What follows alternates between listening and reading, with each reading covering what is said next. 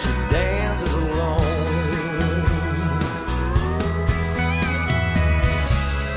There's a million things that it could be,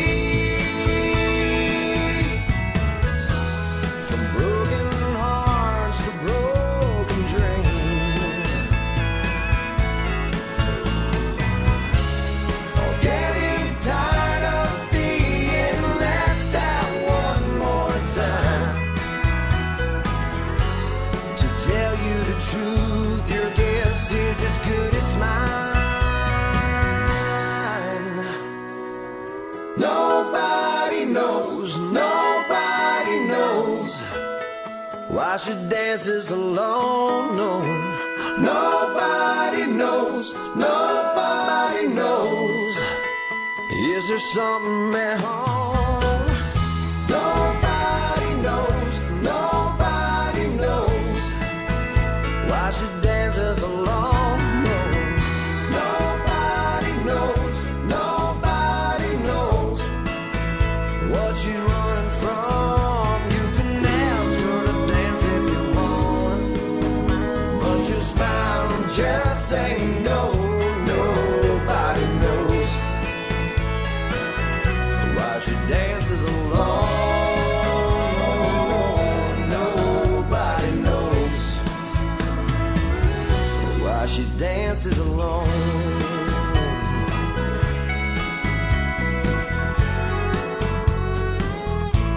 Said nobody knows.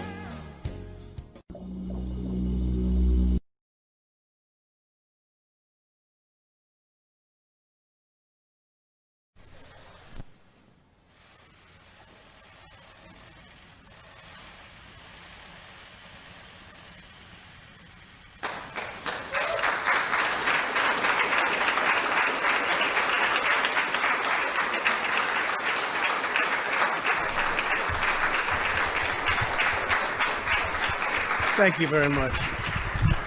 Please, thank you. Good afternoon. And before we begin, 5 years ago, 9 innocent parishioners of a historically black church, you all remember this horrible event, were tragically killed during an evening Bible study in Charleston, South Carolina. That was a despicable act of evil. Somber day as our hearts still break for the victims, and our prayers go with all. That was a terrible event. That was a terrible day. Terrible, terrible day for our country, for the world to witness. Thank you very much for being with us at the White House as we reaffirm our sacred promise to support and protect our great veterans. We love our veterans, and great they are. With honor and courage, these incredible patriots performed their duty to America, and now we must fulfill our duty to them, and that's what we're doing. And we're doing it beyond what anyone's ever done as president or as an administration. We're gathered together to address an especially urgent struggle. Today, we're unveiling our roadmap to empower veterans and end the national tragedy of suicide. Tremendous problem. Tremendous, tremendous problem. My administration is marshaling every resource to stop the crisis of veteran suicide and protect our nation's most treasured heroes. They've been through so much, and it's such a deep-seated problem. And we're doing tremendous research and everything you can do. But it is something that nobody quite understands, and they're gaining knowledge, but they don't quite understand it. And I want to thank our Vice President for being with us. And I especially want to thank, frankly, wonderful Karen Pence, who is so committed to the veterans and this particular problem. And thank you very much, Karen. We appreciate it. Thank you.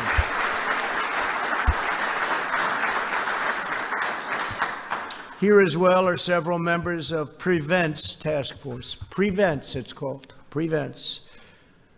Secretary of Veterans Affairs, Robert Wilkie. Robert, great job. 90% approval rating, the VA. It's way, way up, 90%. That's a number that has never, not even come close to attaining that number. So it's a tremendous job you're doing. Thank you very much. Secretary of Labor, Jean Scalia. Jean, thank you very much. Secretary of Health and Human Services, Alex Azar. Alex, thank you. Secretary of Housing and Urban Development, the great Ben Carson. Thank you, Ben. Secretary of Education, Betsy DeVos. Thanks, Betsy. And Acting Director of OMB, Russ Vogt. Thank you, Russ, very much. Also with us are Surgeon General Jerome Adams. Where's Jerome? Jerome, hi, Jerome. And he got a standing ovation the other day. I introduced him. He got the only standing ovation, Jerome. What was that all about? And the Executive Director of Prevent's Task Force, Dr. Barbara Van Dalen. Thank you very much. Appreciate it. Thank you. Thank you, Barbara. And representatives from several of our nation's leading veterans groups. We have tremendous people in this room, people that worked so hard for the veterans, and they love our military, they love our country, they love our veterans. Thank you all for being here very much appreciated. From day one, my administration has been on a mission of historic scope and scale to deliver results for our great veterans. After years of shameful scandal and neglect under the Obama-Biden administration, and scandal and neglect it was, we have fundamentally reorganized the VA from top to bottom, and we've reestablished a crucial principle. American veterans deserve the highest standard of care anywhere in the world, and that's what they're getting. Great leadership. To help veterans get the care they need when they need it, we approved Veterans Choice and made it permanent and that was a big deal. They've been trying to get it for decades and decades and decades. And we got it. We got it done. And basically, that means if you have a problem and you can't get to a doctor, it doesn't work, you end up going outside, you get your doctor, we pay the bill, and they get immediate service. Some of the veterans were forced in past administrations for a long time, beyond the Obama administration even, but for a long time they were expected to wait a week and 2 weeks and 3 weeks just to get to see a doctor. It was a terrible situation. Now we have Veterans Choice. They've been trying to get it so long, and it works incredibly well. And I would say that's a reason why, when I say 90% approval rating, that's probably one of the big reasons. Before I took office, every month seemed to bring a new story of crisis at the VA by our friends from the media. But the days of endless and deadly wait lists are over, and they are never going to come back. We're never going to allow them. Nobody can allow that to come back, what our vets had to put up with. I signed the VA Accountability Act into law, and we've removed more than 9,000 VA workers who were not giving our veterans the care, respect, attention that they've earned. And now that we have accountability, it's accountability, a very nice word. If an employee of government mistreats our veterans in any way, does something wrong, isn't good for the VA, the secretary looks at them and says, "You're fired, get out." Before, you couldn't do that. We had people for years and years. We had stories, I could tell you, story after story, how bad it was. You had sadists, you had thieves, you had some bad, bad people. So 9,000 have been fired. And they should have been fired a long time ago, but we got accountability, VA accountability passed. We secured record funding for the VA, including $9.6 billion for mental health services in 2020. $9.6 billion. Every VA medical facility now offers same-day emergency mental health, something we didn't have or even come close to having. We have dramatically expanded telehealth for our nation's veterans. And with COVID, it's really become probably the hottest thing there is in medicine, wouldn't you say? I think so. It's gone up in terms of usage by hundreds of times. It was not picking up until COVID came along, and now it's one of the hottest things you have going in the medical world, allowing people to consult with doctors from the comfort of their homes and not having to go out and not having to make long trips, and they get tremendous advice, I hope. The promised White House VA hotline that I've been talking about has fielded more than 400,000 calls right in the White House, successfully resolving 98% of veterans' concerns. It's a great thing. We have substantially cut the wait time for veteran appeals, ensuring all issues are resolved in a swift and timely fashion. It goes very quickly now, very, very quickly. We're modernizing medical records to begin a seamless transition from the Department of Defense to the VA, something others have tried and failed to do. They've tried it for decades, long time. They wanted to do it. It's actually not as easy as it sounds, getting it done, but we got it done.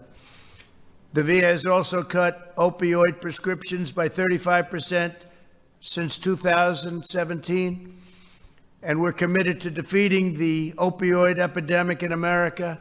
We've brought it down by as much as 17% in some areas, 19, 20% in other areas. But that still means you have a lot left, but a lot of good things are happening. I have to say, our border, where much of this comes in, drugs come in. We have a drug problem. We have an opioid problem. It's all the same big problem. But our border is now as secure as it's been in many, many years. It's the wall is now up to mile 212. And wherever we have the wall, that takes care of that area completely. But we're now down to among the lowest numbers we've ever had on the border. And we have, I want to thank the President of Mexico, because we have 17,000 troops right now on the border, Mexican troops, and really helping us a lot. The number of veterans who say they trust the VA services has increased 19% under this administration. That's a tremendous increase, but I'm still more impressed. It's an all-time high, by the way, but I'm still more impressed by the 90 to 91% number. That's the number I'm going to use from now on. All right, can I do that, Robert? I like that. 91%. Can you imagine if you were a politician, you had a 91% approval rating? That would be pretty good. But there's more work to do. Ending the tragedy of veteran suicide demands bold action at every level of society. 20 veterans and service members take their own lives every single day. The loss of our heroes breaks our hearts and pains our souls. 1 year ago, I signed an executive order establishing Prevent's task force to develop a nationwide strategy to support our veterans in distress and stop the grave tragedy of veteran suicide. Today, thanks to the leadership of Secretary Wilkie, it's been outstanding, I'm proud to announce that we are taking this critical initiative to the next level. Following the ambitious roadmap the task force has developed over the last year, you'll see things happening that nobody would have ever thought even possible. To lead this effort, Mrs. Pence and a team of ambassadors that she was very much involved with in choosing, including the Surgeon General, Jerome Adams. You're only there, Jerome, because Mrs. Pence wanted you there. Okay, that's a nice compliment. She's tough. That's a nice compliment. We'll launch a national public awareness campaign in the coming months. This historic campaign will mobilize every sector of American society to encourage heroes in need, empower them with the best prevention practices, and help every veteran thrive in their lives after service. They come home from these active battlefields and active places, and all of a sudden they're left sometimes alone, and you have a hard time with it. They fought our battles overseas, and now we must join them in winning this new battle at home. There's no single solution to this issue. Every resource must be brought to bear. We're expanding our partnerships with military and veteran organizations, universities, faith-based leaders, businesses, nonprofits, and all levels of government to establish specialized support systems for our veterans. The task force has already partners with 30 large corporations to help them prioritize the mental health of their employees, and we will continue adding to that number, and the number is growing very rapidly, very, very rapidly. We're also launching a national research strategy. The Prevent's Office will work with the greatest scientific minds across our nation to evaluate research to better understand the trauma service members face. They face tremendous trauma. Identify effective treatments and communicate their findings to the public. The Prevent's Office is currently reviewing the $1.5 billion of federal funding committed to suicide prevention to make sure research goes where it is most needed in order to save lives and to make lives better. Here with us today is former Marine and Coast Guardsman Chad Heiser, who can share with us his personal testimony about the importance of the steps we're taking today. And Chad, if I could, please, would you say a few words? Thank you.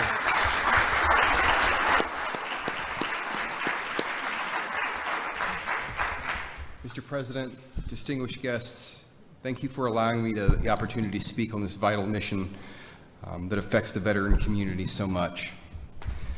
The Bible says in Jeremiah 29:11, "For I know the plans I have for you, declares the Lord, plans to prosper you and not harm you, plans to give you a hope and a future." God never wastes a hurt. These are the words I was told long ago by a mentor and friend, but never really understood their impact. until I began the healing process from my trauma that I experienced in combat as a United States Marine.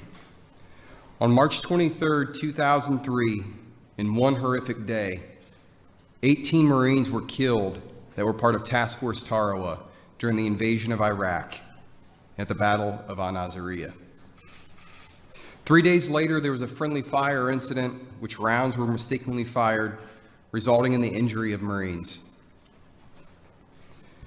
After being honorably discharged at the end of my enlistment, I returned home feeling guilty for surviving, shame for feeling like I hadn't done enough. The war was still in my mind. I was detached physically, emotionally, and spiritually. I was angry and isolated from the world, including my family. Just 1 year after leaving the Marines, I decided to return to military service, this time with the United States Coast Guard, seeking a last-ditch effort to cope with the pain and regain my purpose in life. Unfortunately, my condition only worsened. In 2005, I attempted suicide. I was transported to a medical hospital, diagnosed with post-traumatic stress disorder, and shortly after I was medically retired. During this time, my wife was praying. She was asking God to help heal me from this combat trauma. I felt there was no one I could turn to, that my life just wasn't worth living. As a tough Marine, I was hesitant to seek the help I truly needed to recover. 2009, by God's grace and mercy, I was saved by Jesus Christ. After carrying these burdens that I had carried for so long, the newfound hope I had was my foundation now. In 2011, I participated in Wounded Warrior Project's Project Odyssey, a combat recovery retreat. For the first time since returning from combat, I was able to open up about my own personal experiences and help further my own recovery process. This was truly a turning point in my life. That gave me a sense of new direction. As a Wounded Warrior Project peer mentor, warrior leader, and national campaign team member, I am fully committed to serving the veteran community by giving my time and attention to listen, empathize, and encourage and help carry the burden shared by countless veterans facing similar struggles after war. I've realized through my own experience how vital it is for veterans to have a positive support system, not only within our families and communities, but also within our government. Showing support and caring for those who are hurting. It's also important to let everyone know, let the country know, that they can be strong and ask for help if you are struggling. Mr. President, I would like to take this opportunity to personally thank you for your decision to implement this important initiative combating mental health and suicide crisis within the veteran community. I am so grateful for your actions in insisting veterans to get the help they need at such a critical time. Your leadership in this matter truly shows your care for our nation's warriors. Thank you. Thank you, sir.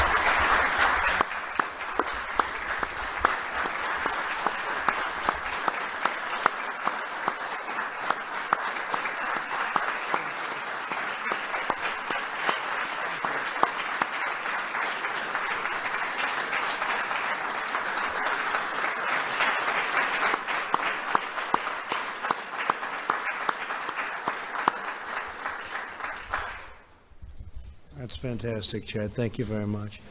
I thought because she's so important to what we're doing, I could just, prior to Secretary Wilkie, ask Karen Pence to say a few words. And she's going to be leading us into the promised land on this very tough subject. Do you mind? Please. Either one, Karen.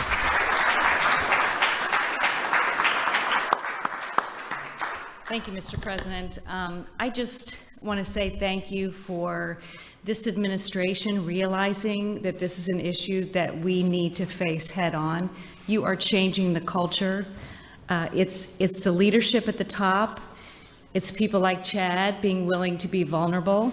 It's people like Dr. Van Dalen leading the whole task force of real experts who have been dealing with the suicide issue for many decades. And now all of us are coming together. We came together a few months ago at the Vice President's residence. We talked about how we wanted to go forward with this initiative. And I feel like right now is such an opportune time because we're all dealing with anxiety. We're all dealing with stress right now. So if I can do anything as lead ambassador, it's my goal to help take away the stigma of mental health, take away the stigma for people to be able to come forward like Chad to say, there was a time in my life where I wanted to end everything. And our veterans, I've met with so many of them who say to me, I don't go to that dark place anymore. And so we are giving them hope. We want them to know, and anyone who's considering suicide, that there are people out there who want to help. There is a way forward, and I just am so grateful and honored to be lead ambassador for Prevents. So thank you, Mr. President. Thank you very much. Thank you very much. So she had no idea I was going to do that, but I have to say that I did it about 2 months ago. I said, maybe Karen wants to say a few words. And she got up and she spoke for 5 minutes. She blew everybody away. She was the star, right, Mike? And I said, come on, Karen, you got to go. Great, great. Really appreciate it. You're going to do a fantastic job. Thank you very much. Mr. Secretary, let's go.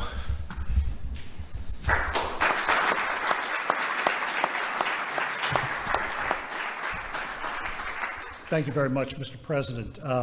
I have been accused by some in this room of living in the 19th century and looking back on American history before I make any decisions. And I'm going to plead guilty to that for a second here and say that in the history of presidential campaigns and then later the administrations of a victorious candidate, there has never been a candidate or a president who put veterans front and center, first of the campaign and then of the administration, until you did.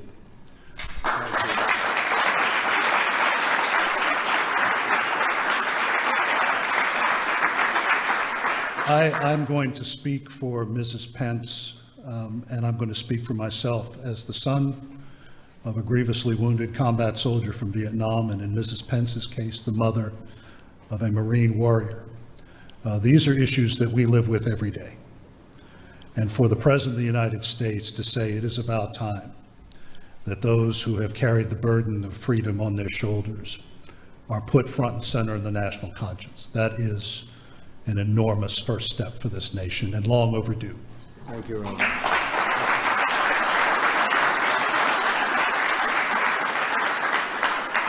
I've thanked Mrs. Pence. I want to thank two other people. First is our executive director, Barbara Van Dalen, who took this burden on herself, but took it joyfully, and is not only opening the aperture when it comes to a discussion of this last tragic act in a veteran's life, but also opening the aperture on a discussion, finally having a discussion on mental health and addiction. So Barbara, I thank you very much for what you're doing.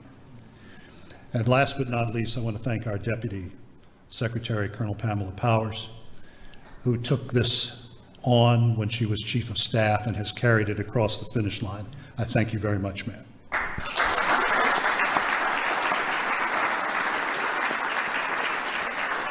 Mr. President, I'll go back to that history. In the 1890s, one of your predecessors, whose portrait hangs in the green room, was alarmed at the reports he was receiving from the Frontier Army of countless deaths amongst officers and men on the far outposts of the American West. He was the first president to begin taking a look at those sad numbers, and it has taken these 130 plus years for another president to finally say, enough is enough. On any given day, 20 American warriors take their own lives. Those are active duty, guardsmen, reservists. The largest part of that number is from my father's generation in Vietnam. But another reason why this task force is so important is that it will point the way for the rest of the country. Growing up as a youngster at Fort Bragg, the leading cause of death amongst my classmates in junior high and high school was automobile accidents. Today, it is suicide. It is a scourge that is impacting every segment of this country. So I want to thank the President for having the vision to identify the real solution to this national problem, and that is us, each one of us. Each one of us can help end the stigma that has prevented America from taking on the important issue of mental health. Each one of us can work to change the culture that made it acceptable to ignore the signs of mental health and distress. Each one of us can learn to identify the signs amongst our friends, our neighbors, and our coworkers. So this day is the beginning of one of the most important national discussions America has seen. It is an effort to find a solution to a problem that does not discriminate amongst its victims: the poor, the rich, people of all races and creeds. So I'm going to end with a story that I've told before, and it was one that I was very familiar with growing up at Fort Bragg. The looming presence in the home of the airborne was Matthew Ridgway. In fact, he was so powerful that even the minor league baseball team's mascot is named after him in Fayetteville. General Ridgway commanded the All-American Division to victory in North Africa and Sicily, and then General Eisenhower tasked him with leading the airborne assault on Hitler's fortress Europe on the night of D-Day.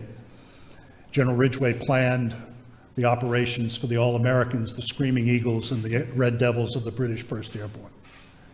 But on the night of the invasion, he couldn't sleep. He fell out of his cot, and he reached for sustenance in the Old Testament, and he looked to the book of Joshua and God's promise to Joshua on the eve of the great battle of Jericho. And the Lord promised the general, "I will not fail nor forsake thee." Mr. President, that is what you have sent to the American people today and to the 20 million Americans who are in uniform and who have left uniform, that we will not fail nor forsake the people of the United States who have always carried, without question, our freedom on their shoulders. So, Mr. President, I thank you very, very much.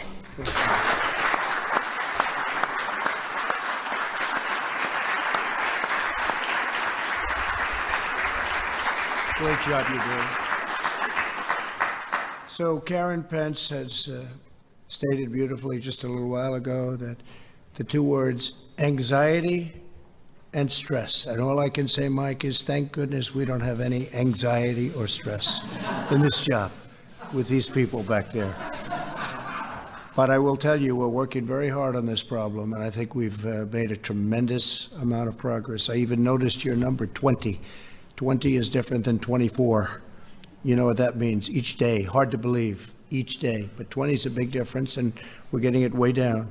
And with some of the treatments that we're talking about, I think it'll go a lot lower than that. And Barbara, I want to thank you very much. I want to thank Chad. I want to thank you very much. It was a beautiful, beautiful statement. You've done such a fantastic job. I see General Kellogg. He's one of our great generals. He's done a fantastic job for me, and he's doing some very important things for me right now. So, General, thank you very much. Really fantastic job.